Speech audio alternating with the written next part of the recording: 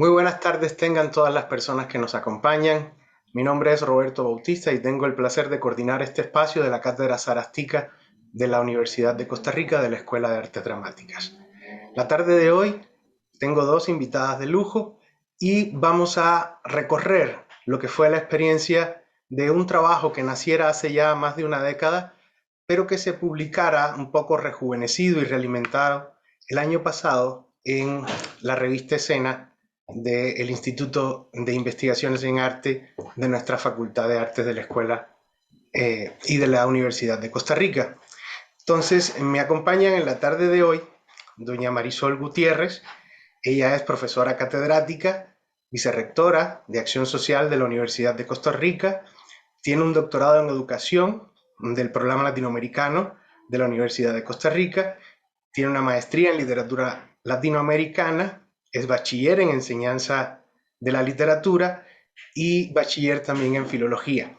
Doña Marisol es profesora de la Escuela de Estudios Generales de la sección de Comunicación y Lenguaje y es profesora también del Seminario de Realidad Nacional, Derechos Humanos y Seguridad Ciudadana de esta Escuela de Estudios Generales. Ella fue directora y coautora de la investigación que nos ocupa la tarde de hoy, Mujeres del Sur en el quehacer teatral costarricense 1970 a 1990.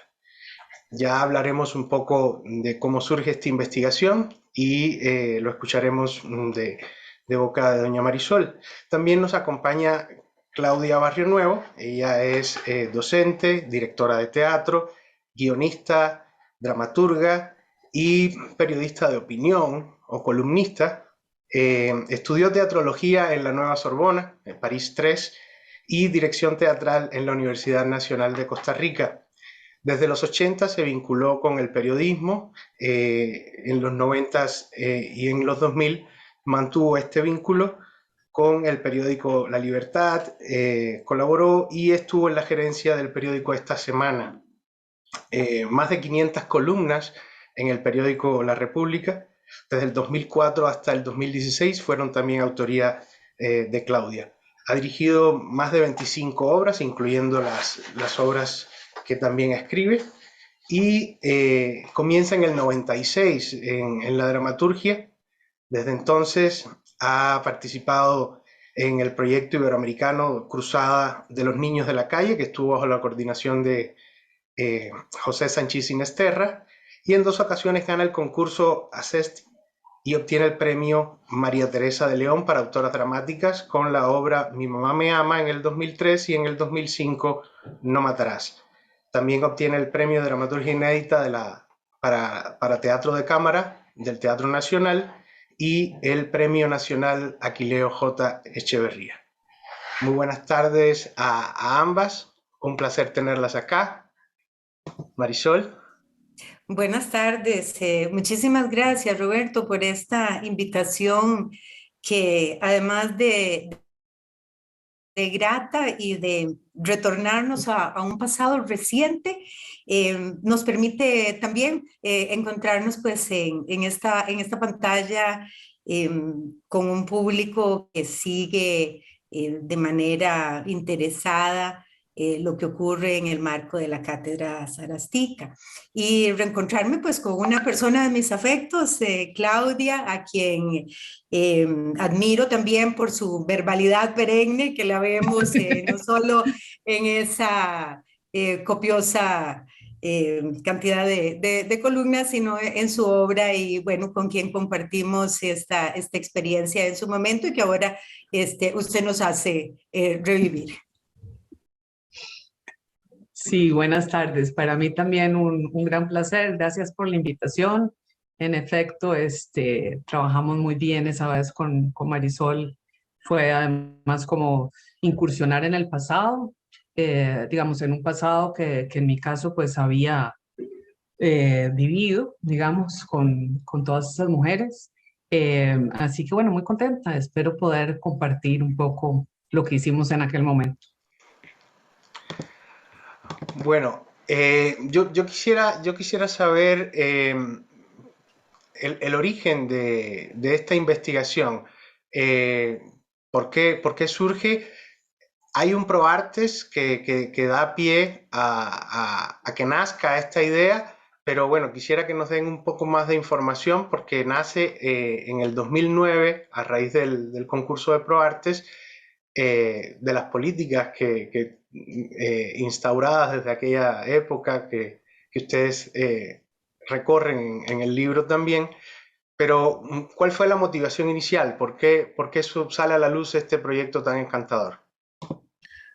Bueno, creo que en realidad ahora le voy a dar enseguida la palabra a Marisol porque realmente la idea parte de Marisol, ¿verdad? Y Marisol ya había hecho algunas investigaciones sobre mujeres del sur. Entonces, realmente lo de ProArtes fue que ya habíamos conversado de esa posibilidad y pues a mí se me ocurrió que podíamos hacerlo a través de ProArtes. Pero sí es Marisol y me gustaría que ella fuera la que iniciara esto porque es una idea original de ella. Gracias. Bueno, como, como idea creo que está también en la biografía de ambas. Nosotros pertenecemos a una generación que estuvo marcada por situaciones políticas muy convulsas, no solo en la región de Centroamérica, sino también pues en el sur, y por eso la llegada de un contingente importante, ¿no? de artistas y gestores culturales en la amplitud del concepto, ¿no? Entonces, bueno, la biografía de Claudia es clara en su relación, es de su madre, una actriz muy significativa acá. Yo estudiaba en el Taller Nacional de Teatro en esa época, todos éramos jóvenes e indocumentados y bueno, nos marcó evidentemente. Nos reencontramos también por razones biográficas, pues en esas épocas del 2000 y empezamos a conversar qué importante que es mantener viva la memoria. En mi caso, yo había venido trabajando algunos temas del exilio chileno y particularmente de las mujeres del exilio, porque no es lo mismo ni la migración ni el exilio para una mujer que para un varón.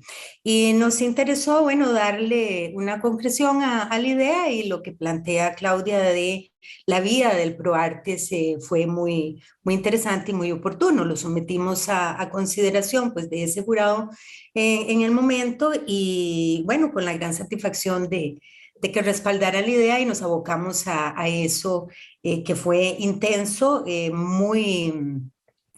muy hermoso, porque tenía no solo el reto de poder reconstruir un camino que estaba muy poco documentado. Recordemos que son otras épocas, tal vez ahora más adelante cuando nos refiramos a los hábitos, por ejemplo, de la gente de arte, ¿verdad? De ir registrando su día a día. Eso ahora es muy común, pero en aquellas épocas no, ¿verdad? Ocurría como ocurre el hecho teatral. Al frente de uno, se encanta uno con eso, pero pues, es efímero, se acabó. Y así también eran los registros, ¿verdad? De estas personas y de los registros en general, de lo que ocurría en esas épocas. Entonces hay una reconstrucción, digamos que como una especie de arqueología, ¿verdad? De datos, y también, pues, lo emocionante de poder contar con la palabra de ellas, que en ese momento, salvo un caso por situaciones de salud, ¿verdad?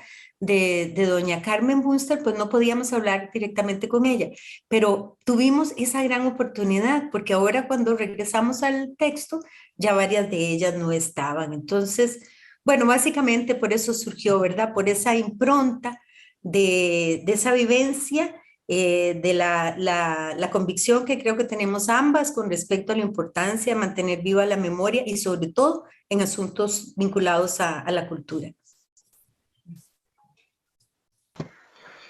Claudia, vos, como ya mencionaba doña Marisol, sos hija de una actriz, eh, pero además una mujer también de muchas artes, eh, porque vos de alguna forma también sos parte de la migración, porque vienes desde el sur, primero pasas por Medellín, eh, donde su mamá estaba vinculada a la radio, incluso recoge un momento histórico donde hace una entrevista a Jorge Luis Borges. pasas luego por Bogotá y llegas muy joven a Costa Rica, pero ya con edad suficiente para tener una idea bastante clara de todo el panorama. Y ahora que doña Marisol mencionaba a doña Carmen Buster, me voy a apropiar de una frase que decía don Rodrigo, su hijo, que estas mujeres eran unas verdaderas, con todo el amor del mundo, unas verdaderas bestias del teatro. ¿Qué, qué significó para vos poder aterrizar en el papel toda esta experiencia que de alguna forma vos habías sido testigo y habías dado también de alguna forma tu aporte? Bueno, sí, en efecto, eso que decís sí es interesante, ¿verdad? Porque yo llego, digamos, adolescente, pero totalmente consciente. Entonces logro como descubrir el país, ¿verdad? Logro aprender del país. Y muy pronto, muy pronto, yo quería hacer teatro, ¿verdad? En ese momento no lo tenía muy claro y pensé que lo que quería era ser actriz. Esa idea se me quitó muy rápido, pero yo me vinculé al teatro como a los 16 años y enseguida mi mamá, que se había dedicado al teatro antes de que yo naciera y cuando yo nací, y lo había dejado, bueno, tuvo la oportunidad de hacer un espectáculo que era más bien aficionado, que dirigió Alonso Venegas, y ahí tenía ganas de regresar. Entonces habló con Alonso y la primera obra que mi mamá hizo fue ahí en el Teatro Universitario, Topografía de un desnudo. Y yo ya estaba como metida ahí en la UCR, porque yo me metí a los 16 como oyente, aunque todavía no podía, como estaba en el colegio, pero me metí como oyente porque tenía muchas ganas de estar ahí.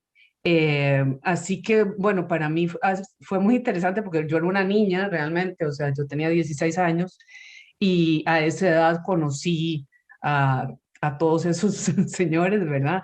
Pero que eran como unos tíos para mí, porque como mi mamá trabajaba con ellos, ¿no? Entonces, de mi mamá, y yo iba a las fiestas, que hacían de los elencos, y entonces, bueno, conocí a todos. Mi mamá después fue particularmente cercana a Bélgica Castro y Alejandro Sievekin, pero trabajó mucho con Marcelo y con Sara, así que fui muchas veces a la casa de Sara. Y bueno, y Aide, además de que mi mamá trabajó con Aide de Lev, las únicas 2 veces que yo estuve actuando, porque fueron 2 veces en un escenario y salí huyendo, que tenía 18, en una, bueno, yo era la última amiga de Abigail, ¿verdad? En Las Brujas de Salem, y Aide era Abigail, ¿verdad? Entonces éramos como, como además, como éramos el grupito de amigas en la obra. Y con Bélgica también trabajé en La Nona haciendo un reemplazo de Lilian Quesada. Entonces, bueno, estaba muy ligada, digamos, a ese mundo sudamericano, teatral, donde además, bueno, como decía Marisol, todo el tema de la política era una cosa permanente, ¿verdad? Ese era como un tema y un sufrimiento, ¿no? Porque, bueno, mi mamá no es igual que Aide y que Gladys, las argentinas creo que ninguna era una exiliada política, pero las chilenas, sí, definitivamente Carmen, definitivamente Sara, ¿verdad? Así que, bueno, eso estaba como muy en el tapete y era momento de dictaduras en toda Latinoamérica.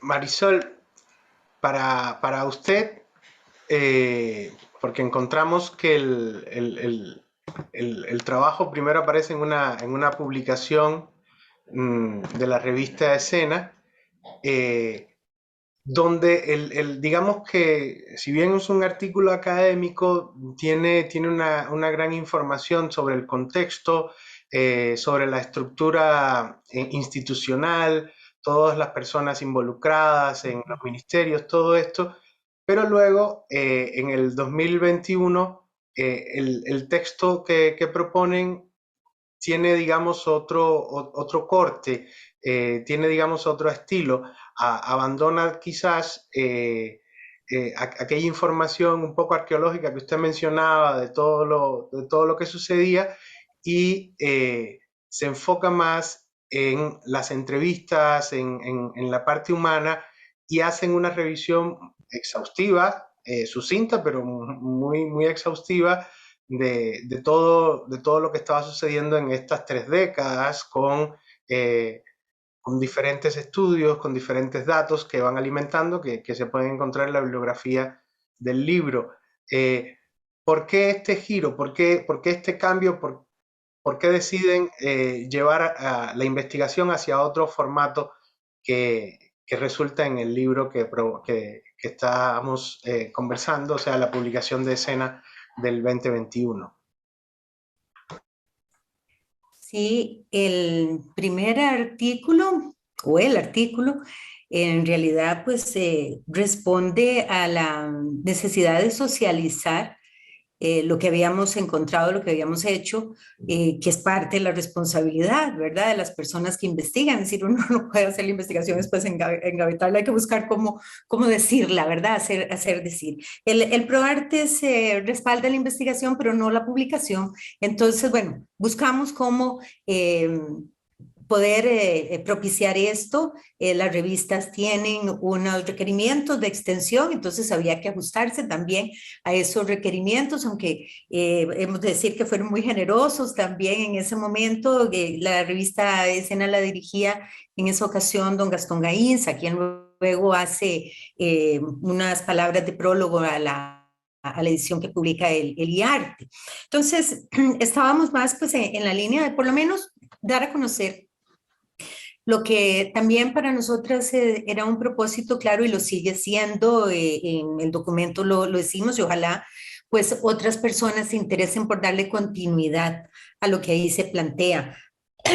Perdón, decíamos que no solo en el plano de lo que ocurrió en esas épocas, son 3 décadas muy interesantes, la de los 70 con ese vigor de la fundación, ¿no? de instituciones. Entonces, la creación de institucionalidad en este país, que es tan importante y que nos sostiene hasta hoy, en todo sentido, no solo en el arte, ¿verdad? Aunque haga un poco de aguas por todo lado, pero esa institucionalidad es relevante en este país. Pasando por un 80, ¿verdad? Más cuestionable, con grandes interrogantes, que nos lleva hacia otros formatos teatrales más ligados a búsquedas comerciales, ¿verdad? Y unos 90 en que ya estamos de cara a otra cosa, ¿verdad? Eso, pues había que decirlo de alguna manera, había que acercarse también no solo a la valía profesional de estas mujeres, sino también a su dimensión humana. Pero insisto, el texto para una revista es acotado. Entonces siempre quedamos con la idea de, bueno, no se pudo decir más que esto, ¿verdad? Más que saber que teníamos una investigación. Pues pasó el tiempo, pasó el tiempo y un día pues retomamos la idea.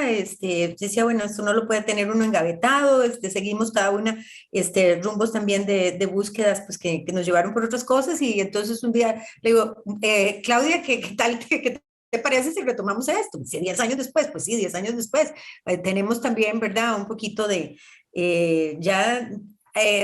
A veces es necesario hacer un distanciamiento, digamos que profiláctico, ¿verdad? Con lo que uno está investigando, porque habíamos quedado muy conmocionadas también en lo emocional. Es decir, aun cuando estas figuras formaran parte, digamos, del entorno inmediato de Claudia, por su formación y por su familia, que es un dato interesante. Fíjense que también el tema de los...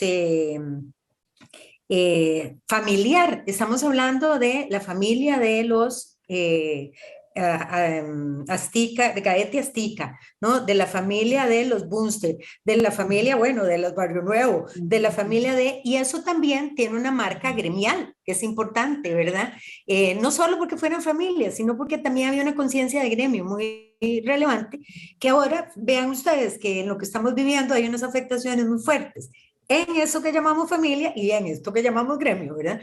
Entonces, bueno, 10 años después retomamos el tema y entonces yo le planteo a Patricia Fumero, que en ese momento era la directora del IARTE y éramos colegas, además de la Escuela de Estudios Generales. Entonces, bueno, en digamos, la comodidad de esa relación de colegas, yo le planteé a ella esto, que lo cogió muy bien.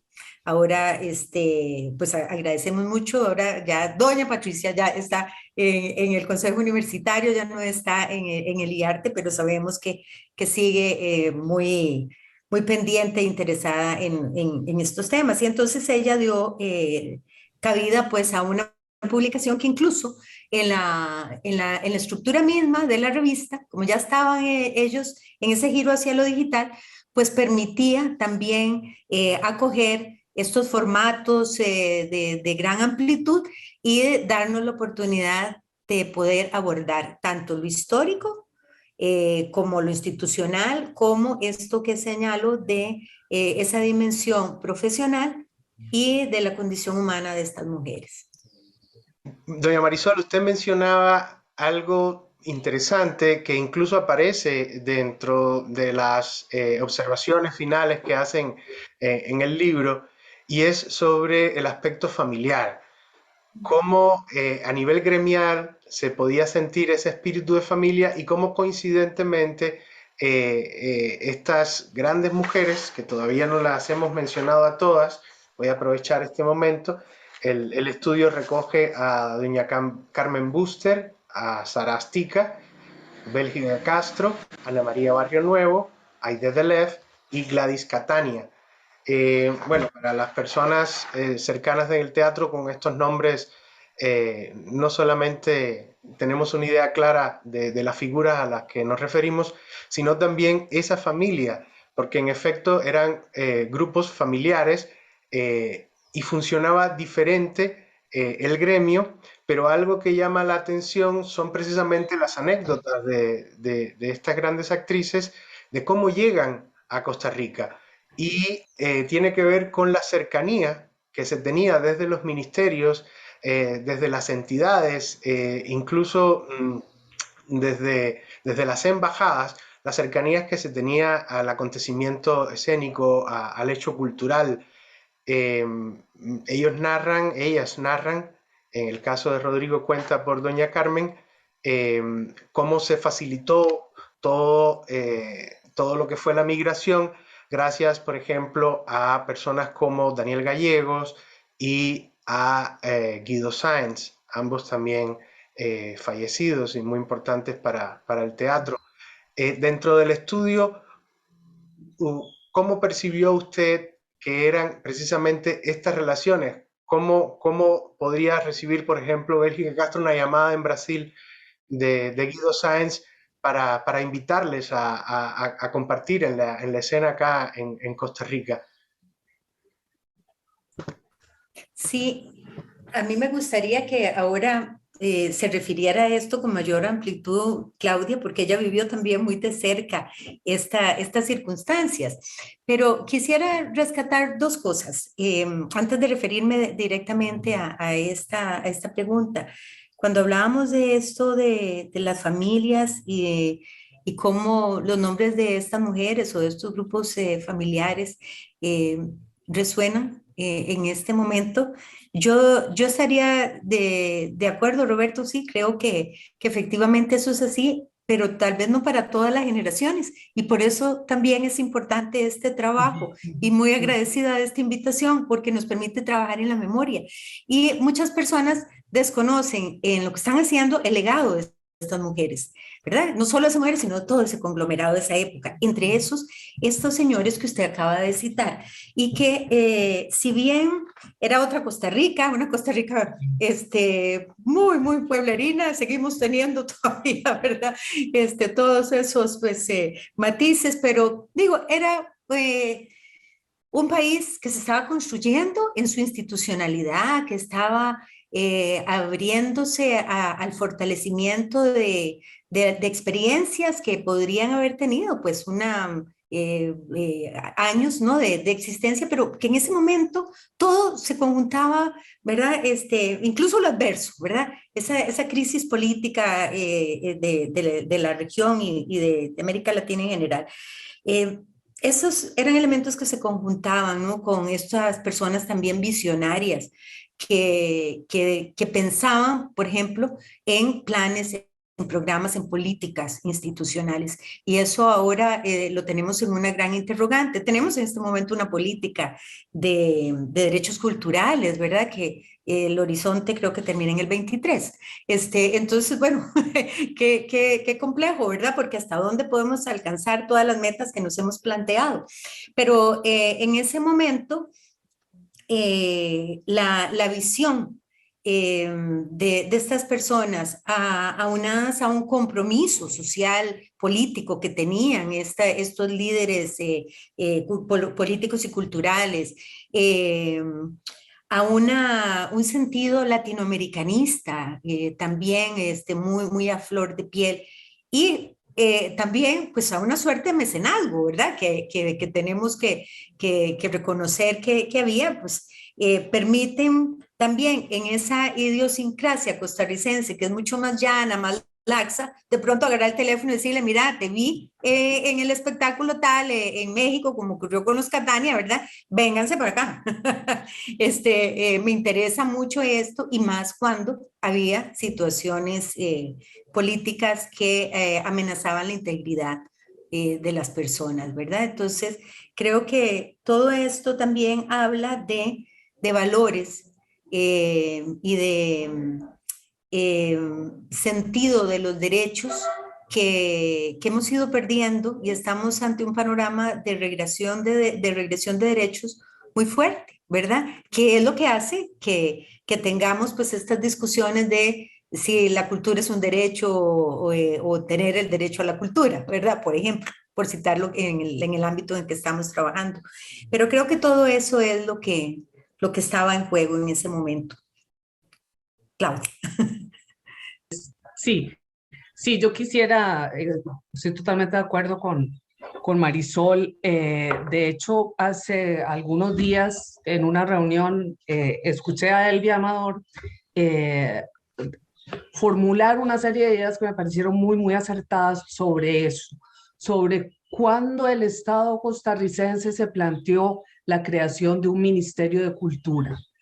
Y, no sé, y tenía una idea política, es decir, no era una cosa antojadiza. De hecho, don Beto Cañas, ¿verdad? Era un político, además de un artista, pero era un hombre con ideas y con proyección, ¿verdad? Al igual que Guido. Entonces es cierto, en el momento en que surge ese Ministerio de Cultura en los 70s, tiene un rumbo concreto de qué es lo que se quiere hacer con la cultura. En ese sentido, ese rumbo, obviamente Costa Rica cambió y ese rumbo se perdió. Y bueno, y esta es mi opinión personal, pero el ministerio no funciona, ¿verdad? El ministerio ahora es un elefante blanco con una cantidad de instituciones que no sirven, ¿verdad? Que no están funcionando de manera correcta. Tener que trabajar con el Estado, como me toca pues muchas veces a mí, es realmente tortuoso, ¿no? Se ha vuelto una cosa ineficiente, pero además me parece que no hay de verdad, nadie y ningún partido tampoco tiene una idea concreta de hacia dónde debe ir la cultura. En ese momento es cierto, son otros años, es cierto también que eso era mucho más chico, también es cierto que esos políticos hacían llamadas por teléfono y conseguían visas así, ¿verdad? Cosa que ahora se sentiría como corrupción, ¿verdad? Pero bueno, en ese momento era un poco así. Entonces sí, creo que eso se perdió totalmente, ¿no? Y entonces ahora tenemos un movimiento cultural en general, no diría solo en el teatral, sino en la cultura en general, donde no hay una unidad y no hay ni desde el Estado, ni desde lo privado, hay una visión hacia dónde se quiere ir. Creo que esa no era la pregunta que habías hecho, pero me enganché con lo que dijo Marisol. Bueno, pero hay algo precisamente, Claudia, que vos escribiste en el 2012 en una columna de La República que dice, viví los cambios de mi país, me manifesté en contra y a favor de muchas cosas que pasaron en estos 40 años y hoy, después de tanto, a veces desconozco lo que conocí recién llegada. Ujú, Creo ujú. que eso un poco habla de lo que estabas mencionando entonces, ¿cierto? Claro, porque eso que te decía, que el hecho de llegar aquí a los 12 años, era una niña, pero ya era una persona consciente. Entonces, como que plum, llegué y conocí un país, no crecí en el país, Mm. sino que conocí el país y, y me llenó de entusiasmo muchas cosas, ¿no? Muchas, no es que ahora no me entusiasme, pero en ese momento, eso que decía Marisol también, que de parte del, de los costarricenses en general, pero también de los políticos, había una visión latinoamericanista, ¿no? En donde se sabía que esto era como una isla de democracia, mientras las dictaduras además fueron la, eh, muy, muy cruentas, ¿verdad? O sea, terribles, terribles todavía. Todavía hay consecuencias de eso en Guatemala, en Argentina, en Chile, o sea, Brasil, o sea, Desaparecidos. todos, sí, sí, o sea, era realmente muy, muy fuerte eso, y entonces había una actitud y un sentimiento de solidaridad que, que se ha perdido como se han perdido muchas cosas, ¿no? Que tiene que ver también con, pero eso también tiene que ver con la globalización, con la gran diferencia económica y social que antes permitía un montón de cosas, ¿no? Y que, por ejemplo, permitía que ese teatro que se hacía fuera muchísimo más popular y mucho más cercano, pero no a cómo se hacía, sino a la posibilidad de la gente de ir, ¿verdad? A veces hablan como de una época dorada, yo no creo que fuera la época dorada en muchos sentidos, sin embargo, sí en el ideológico y en la posibilidad de llegar a público, se hacían giras, ¿no? Un montón de cosas que uno entiende que son muy caras, ¿no? Pero que en ese momento la inversión en cultura, sobre todo en el tiempo de pandemia, fue más como tapar unas ollas, ¿verdad? Y dar unos puchitos de plata a gente sin que realmente se lograra como hacer grandes cosas en el arte. En el texto hay un momento en que se refiere Lucho Barahona eh, a que recibían una ayuda. En algún momento ellos recibieron para el Ángel, Sara y Marcelo también recibieron una colaboración. Y estamos hablando que en aquel momento, según datos también del libro, el presupuesto del Ministerio de Cultura era de 0,53. En la actualidad no tengo el dato muy claro, pero ronda el 0,45. Es decir, que sí ha habido a nivel matemático un desinterés o una falta de colaboración hacia el ministerio como tal. Doña Marisol, usted quería... No, no, es un desinterés sostenido. Yo creo que es lo único en lo que ha habido una constante, ¿no? Cero punto nada es eso. Y no, no puede ser en un país que lleva como bandera la defensa, por ejemplo, del derecho a la educación. Y el derecho a la educación pasa por el derecho a la cultura. Por eso yo decía hace un rato, bueno, es el derecho a la cultura como un derecho. Entonces, todas estas cosas, desde donde las cuestionemos, en lo que estamos viviendo, nos llevan a pensar en lo duro, lo tremendo que va a ser para las generaciones futuras, porque ahora se nos suma el asunto pandémico. Y ya tenemos sobre esto algunos datos, sabemos cosas tremendas que están pasando, que no solo son las afectaciones en las personas que se quedan sin trabajo, sino la afectación en especial en personas jóvenes que terminan suicidándose. O sea, el tema del suicidio en este país es un tema muy serio y nadie lo quiere abordar. Pero todas las otras secuelas que no sabemos sino hasta que pasen los años, imagínense, y si encima no invertimos en educación y no invertimos en arte, no es que esto sea la pomada canaria, como decía antes acá, ¿verdad? Pero es un garante efectivamente de una sociedad sana en todo sentido.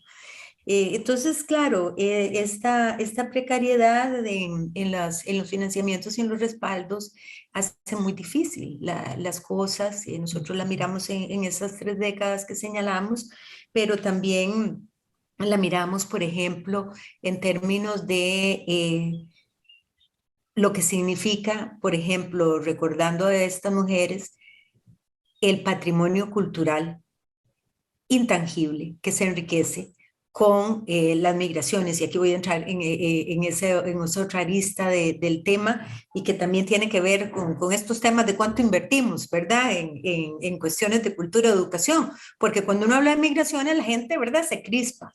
Y volvemos a tener ahora situaciones desafortunadas, lamentables como las que vivimos en esas épocas que trajeron a todas estas personas a este país, pero las condiciones no son las mismas.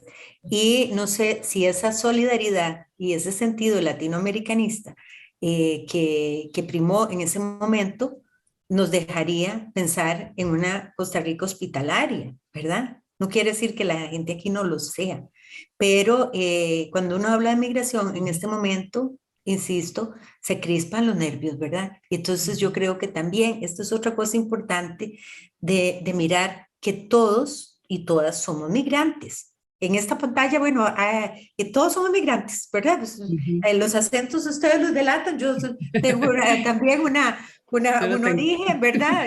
Yo soy hija de nicaragüenses, entonces imagínense ustedes, decir, ¿qué significa eso? Significa enriquecer el patrimonio cultural, tangible e intangible. Ellas lo hicieron. Y lo hicieron además en la profesionalización de lo que ya aquí se daba, porque fueron mujeres que, si bien no todas, por ejemplo, dieron clases en la universidad o en las escuelas de teatro del momento. Por ejemplo, en el taller, Gladys fue mi profesora, ¿verdad? Y es, por cierto, junto con Ana María, la mamá de Claudia, pues las 2 únicas mujeres que quedan vivas de las que entrevistamos, ¿verdad? Entonces eso también fue un poco triste, ¿verdad? Cuando retomamos el documento 10 años después, pero ese sentido de profesionalización de estas mujeres que decía, no necesariamente todas impartieron clases, pero su sola presencia en la escena ya era una razón de aprendizaje. Claudio lo dijo ahora cuando hablaba de sus experiencias, por ejemplo, con Aide Deleuze, ¿verdad? Una persona de referencia. Y no solo hicieron teatro y fueron maestras de teatro en la escena o en el aula, sino que fueron mujeres de una plasticidad artística también muy grande. Desde lo que hacían en radio, desde lo que hacían en televisión, en cine o en vestuario, Ana María, ¿verdad? Que eso es un patrimonio que queda hermosísimo. Entonces, creo que todo esto también tiene un hilo conductor con lo que pensamos que es inversión económica nada más, y no es inversión monetaria, es inversión en ese crecimiento cultural, patrimonial y de cuestión de salud de un país, porque la salud no solamente es económica, ¿verdad? No podemos hablar del bienestar de las bonanzas, tenemos que hablar del bienestar de todos como personas en toda su integridad. Sí, Roberto, yo quisiera retomar una cosita que dijiste al principio y que viene ligado con esto, y era que mencionabas eso de que tanto el teatro de Marcelo Izara como el Teatro del Ángel tenían en ese tiempo un subsidio, los teatros independientes tenían un subsidio, y ese subsidio era algo consciente de parte del Ministerio y del Estado de saber que si no colaboraban, que tampoco era una fortuna lo que les daban, pero que si no colaboraban, ese teatro no iba a ser rentable. Eran salas relativamente pequeñas, ¿verdad? Entonces, y la gente tenía que vivir de eso. La única manera de vivir de eso era que tuvieran cierto apoyo. A medida que ese apoyo fue desapareciendo, lo que fueron apareciendo fueron otros teatros que apelaban a otros géneros, ¿verdad? Y a un quehacer teatral mucho más expedito y menos de investigación o profundidad, ¿verdad? O textos de cierta densidad, que les permite entonces un éxito comercial, digamos, sí, un éxito económico, ¿no?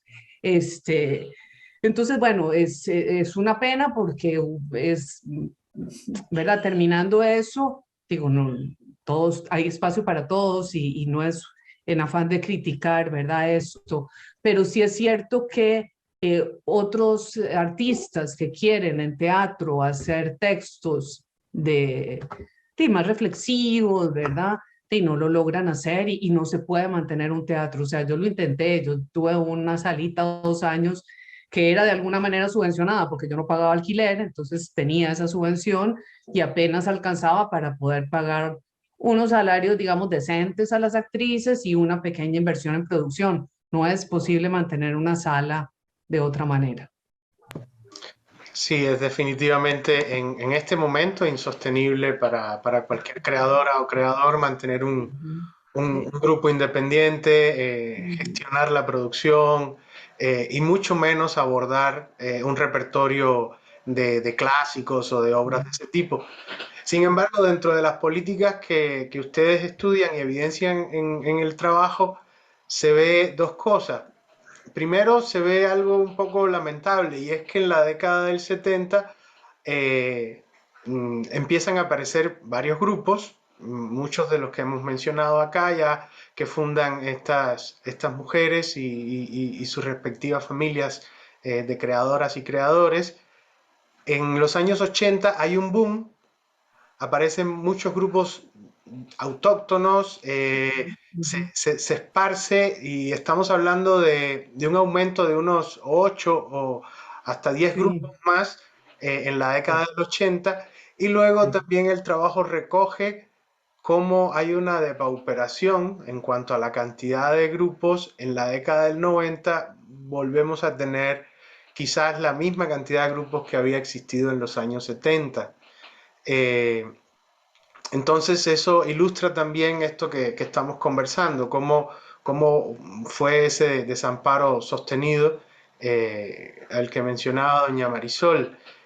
Mm, Sin embargo, hay algo que ocurre en esta época, como decía Claudia ahorita, se asume o se asocia la década del 70 con una época dorada eh, de grupos de teatro, de oferta teatral donde se abordaban obras de grandes elencos, donde se distribuía entre la Compañía Nacional de Teatro, el Teatro Universitario, ese tipo de obras y los grupos de pequeño formato se encargaban de un teatro de cámara, de un teatro más pequeño, que para algunos en aquel momento era increíble cuando se monta historias para ser contadas, sin escenografía, empieza de alguna forma a cuestionarse la gente de teatro de acá, que era muy ávida al teatro, no solamente en esta década, sino de anterior. Recordemos la época de las visitas de las compañías españolas y todo esto que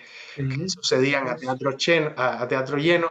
O sea, siempre hubo un interés por parte del público.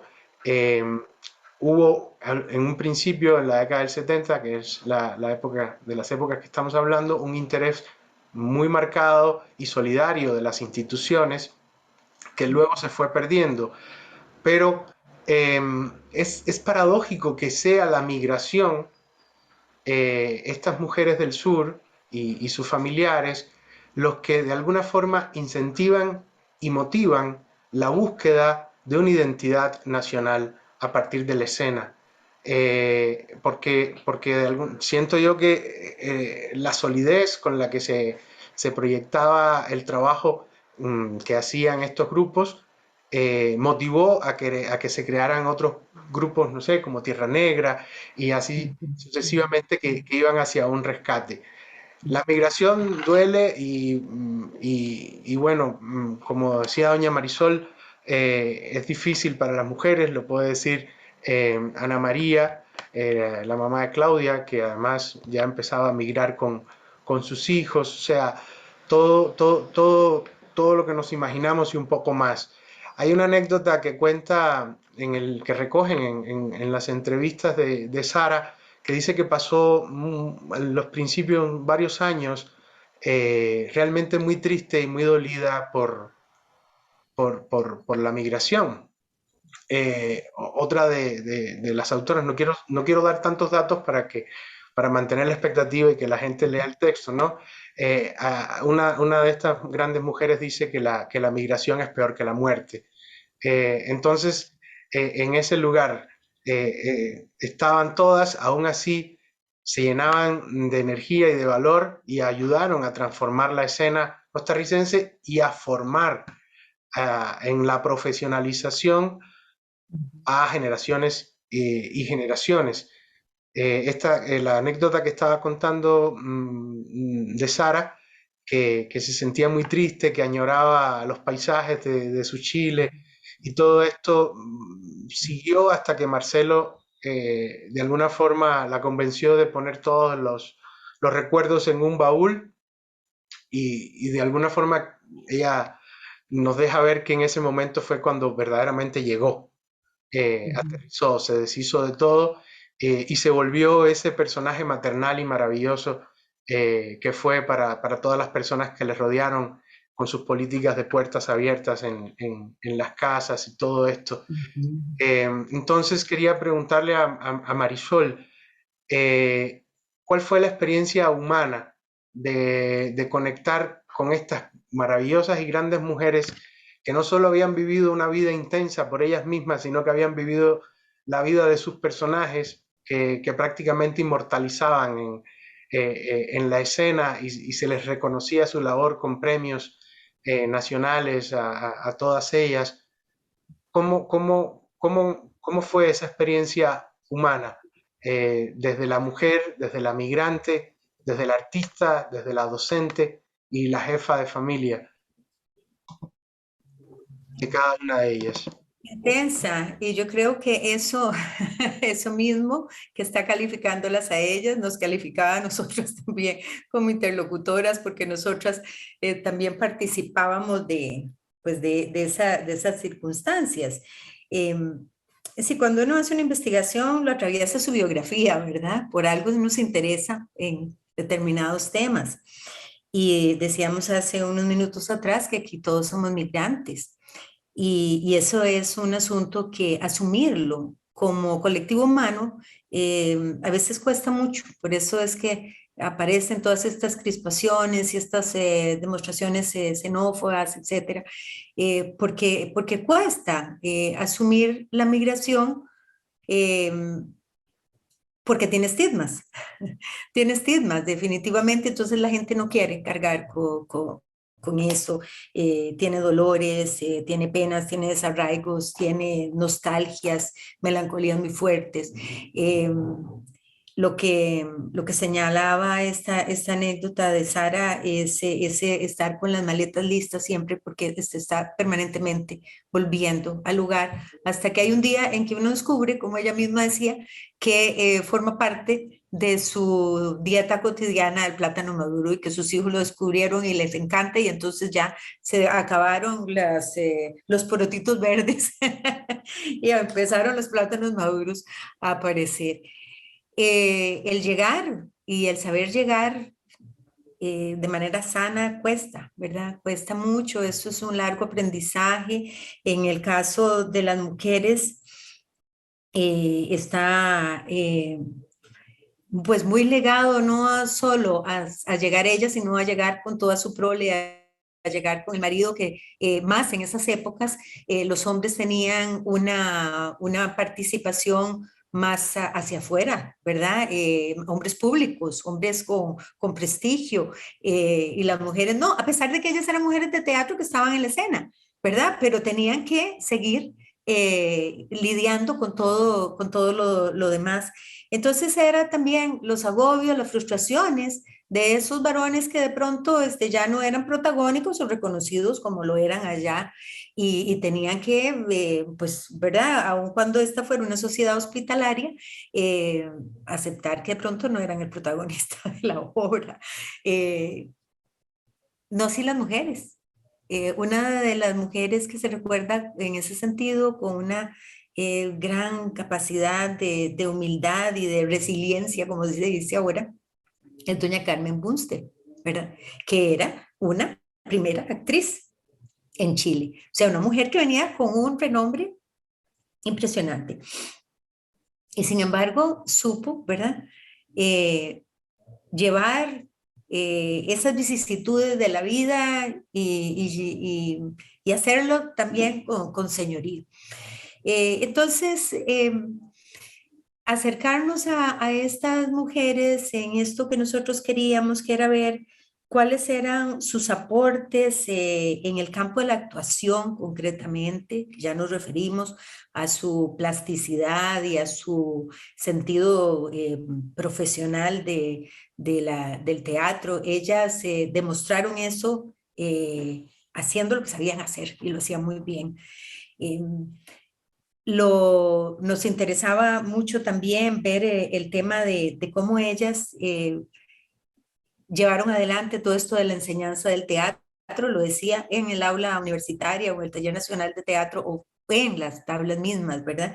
Y cómo ellas también se abocaron a una tarea de divulgación del quehacer teatral a partir de muchas incursiones que hicieron, por ejemplo, en la radio, ¿verdad? O en sus participaciones en esto que señalaba Claudia antes, que se salía a giras, se hacía trabajo en comunidades, se hacía otra serie de cosas que permitía, ¿no? Una mayor divulgación del quehacer teatral más allá del escenario, de la escuela de teatro. Entonces, para nosotros el poder conocer esto, además de la voz de ellas, de su sensibilidad, de sus recuerdos, de las fotografías que de pronto estaban dispersas en cualquier cajón, y uno decía, aquí, pero ¿cómo tienen esto así? ¿Por qué no lo han metido en un álbum, verdad? ¿O por qué no guardaron los programas de mano, verdad? ¿Por qué no hicieron tal cosa?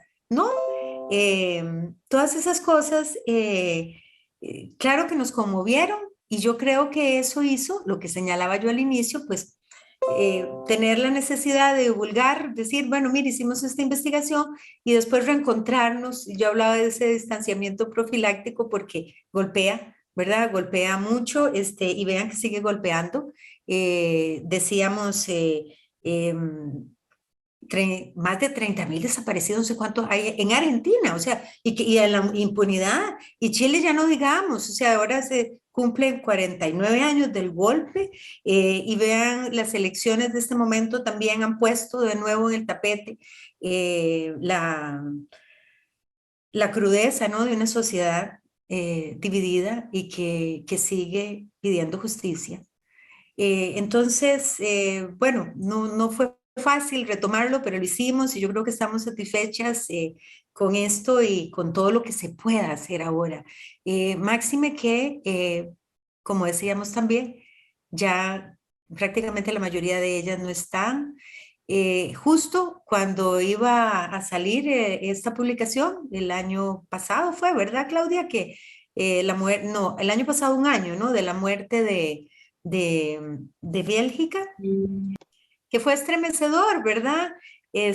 Porque muere él y muere ella, ¿verdad? Pero sí con una diferencia de 24 horas y nosotros decimos, ¡ah! No supo la publicación, no se la pudimos ni enviar por último, no sé, ¿verdad? Es decir, fue muy desgarrador y sigue siéndolo, ¿verdad? Por lo que evoca el texto, por lo que nos evocan ellas, por lo que vivimos nosotras como generación y por lo que volvemos a vivir en un desafortunado eh, y maléfico déjà vu. Entonces sí fue una conmoción en el bueno y en el turbulento sentido de la palabra.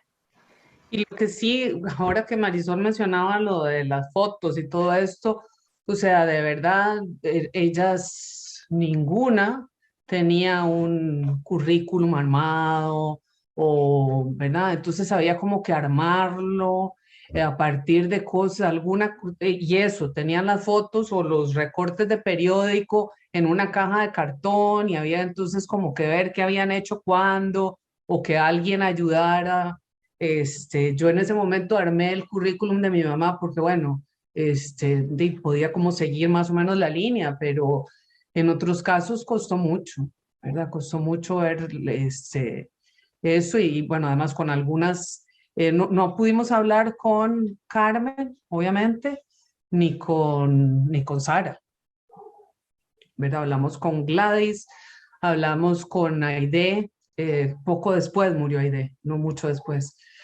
Bueno, Bélgica fue a través de Lucho, Bélgica estaba viva, pero Bélgica estaba en Chile, y con mi mamá, y, y eso, ¿verdad? Sí, eso, es así. No fue fácil, digamos, como recuperar la memoria no fue fácil. Recuperarla y organizarla, porque el texto está acompañado de esto que mencionaban, de un extracto de fotos de cada una de ellas, que muestra su vida tanto en sus países de orígenes como el trabajo que desarrollaron acá. Y también de manera cronológica están ordenadas las diferentes obras en las que participaron, los diferentes espacios en los que incursionaron, porque como mencionaban ahorita, todas trabajaron en el teatro, en la televisión, en la radio, donde Aide Delef hizo también una gran carrera después de retirarse, o como ella decía, que el teatro la había sacado. Le comentaba a Daniel con cariño y que solo estaba dispuesta, si Daniel escribía algo, a regresar a las tablas. En fin, el libro es encantador y yo creo que es vasto porque navega por muchas aguas, que sirve para que las personas investigadoras no solamente tengan datos, sino los elementos subjetivos.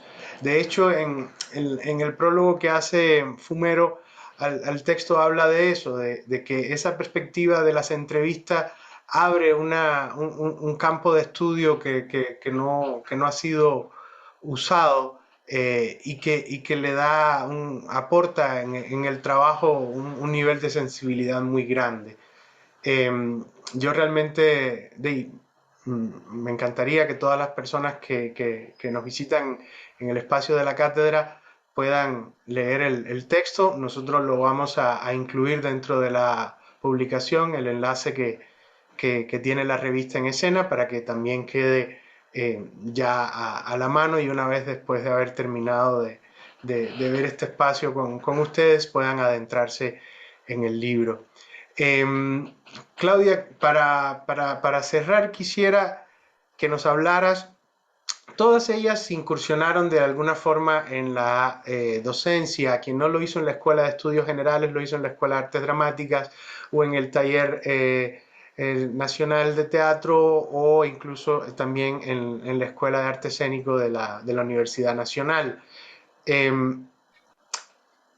¿Cuál fue el aporte a nivel profesional, a nivel de formación de artistas que estas mujeres trajeron? Creo que Ana María no participó No. en la docencia, pero bueno, sí hemos aprendido mucho de ella desde las tablas y desde otros espacios en los que también ha incursionado. Pero el antes y el después, con estas mujeres, con estas incursiones en la docencia y en el ámbito de la enseñanza, ¿qué sucede en la formación profesional de actores y actrices en Costa Rica? ¿Cuáles son las ganancias en sus hallazgos del trabajo como tal? No, muchísimo, porque a pesar de que aquí había un pequeño movimiento teatral, bueno, movimiento no sé si decir, había un grupo de teatro que era el Teatro Alequín, ¿verdad? Que era de algunos, de gente muy sensible que estaba vinculada al arte, pero que profesionalmente pues se dedicaba a otras cosas, no eran actores ni directores ni dramaturgos a tiempo completo. Entonces, venir de esas ciudades o de esos países, porque no necesariamente eran todos de Santiago y de Buenos Aires, ¿no? Había de Rosario, qué sé yo. Entonces, que vinieran de esos países, como también vinieron de Uruguay, que son ciudades y países que tienen una trayectoria teatral que había empezado a principios del siglo XX.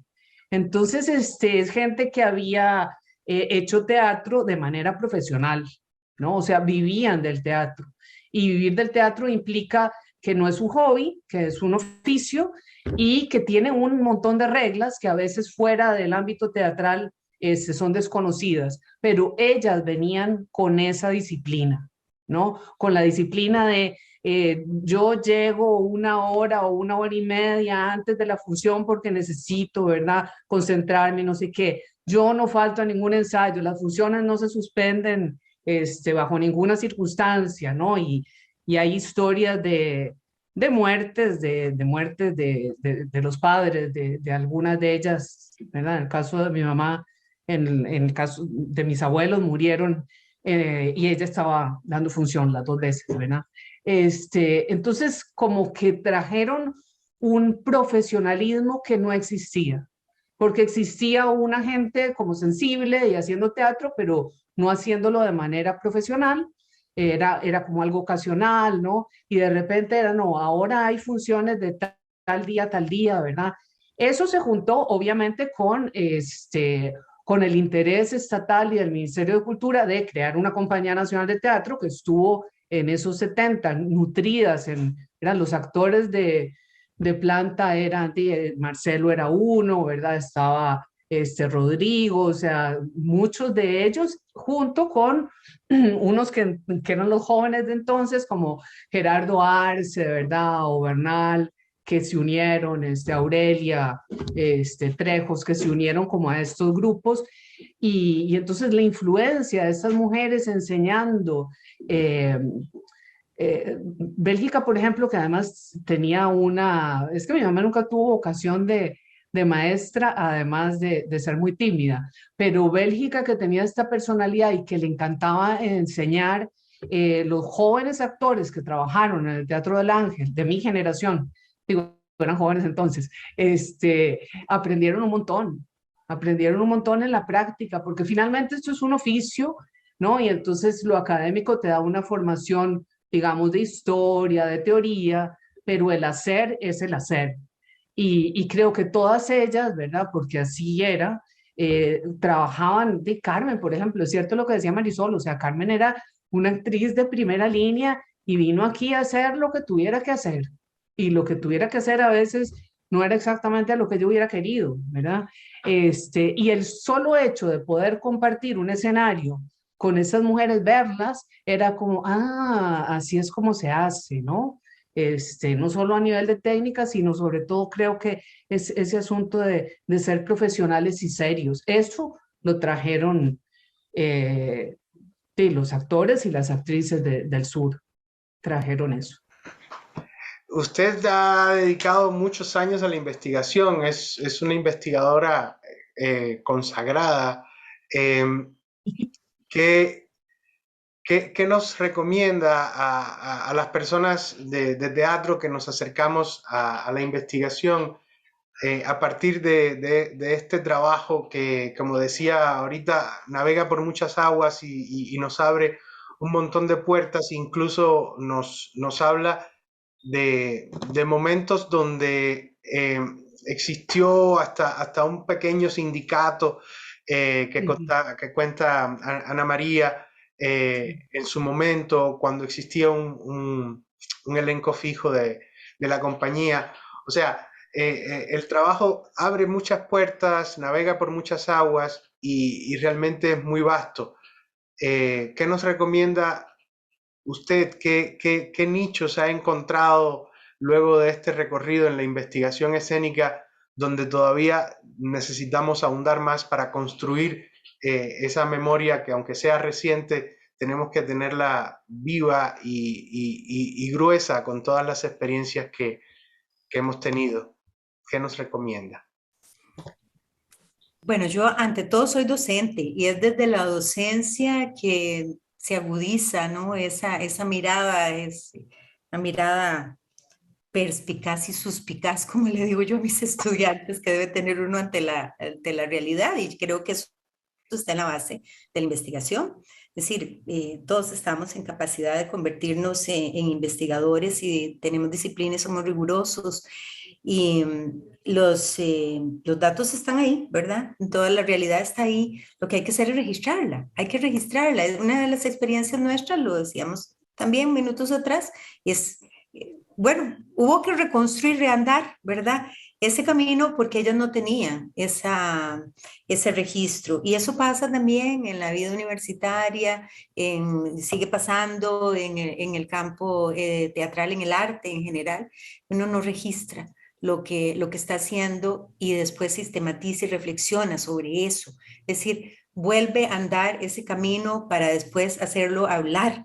Es decir, tiene uno que reescribir eso para volver a verterlo de una manera discursiva. Y eso puede ser en un texto escrito, en un texto plástico, en un texto teatral, en lo que sea, pero hay que decir, porque esta es otra de las enseñanzas del trabajo y creo que es una enseñanza también para cualquier otro tema de investigación. Es decir, uno no le tiene que adicionar silencio al silencio. Eso yo lo he visto, lo he leído de manera reiterada en los trabajos sobre memoria, sobre exilio. El silencio tiene que hacerse hablar. Entonces creo que eso no nos tiene que llevar a esa práctica el hecho de estar ante una situación, por ejemplo, dictatorial, como fue la que vivieron estas mujeres, ¿verdad? Huyendo de regímenes dictatoriales atroces, ¿verdad? Sino que nos tiene que llevar a hacer hablar siempre el silencio de todo lo que hay alrededor. ¿Cómo va a ser que no digamos mucho o digamos poco con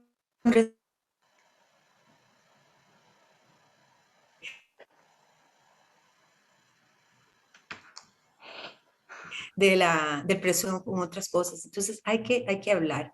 Los temas son muchísimos, las aristas de los temas son enormes. Aquí hemos mencionado el asunto de las migraciones, de la memoria, que es fundamental, de la política y lo político, vinculado a la cultura, los programas y las políticas culturales en un país, y así podrían ser de otra índole. Hemos mencionado lo que significa el ser mujer, entonces todas las aristas de género que están vinculadas a este tema es tremendo.